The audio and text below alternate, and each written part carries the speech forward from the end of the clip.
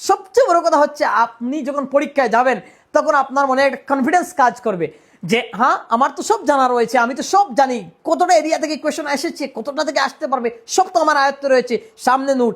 আমি বারবার বলি আপনি ইউটিউবে ভিডিও দেখুন, যাই দেখুন না কেন, হাতের মধ্যে একটা কলম রাখবেন, টেবিলে একটা কপি রাখবেন। শুধুমাত্র মোবাইলের পিডিএফ নির্ভরশীল হবেন না, যা দেখবেন তা থেকে লিখবেন। জেরক্স নির্ভরশীল হবেন না, লিখবেন নিজের নোটস থেকে।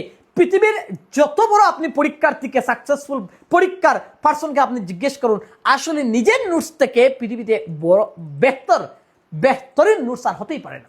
কারণ আমার ব্রেইনের অনুপাতে আমি নোটস তৈরি করব, এবং এটা আমি সবচেয়ে, এতে যদি আমার লেখা অন্য কেউ চিনতেও না পারে তারপরেও এটা আমার জন্য সেরা নোটস।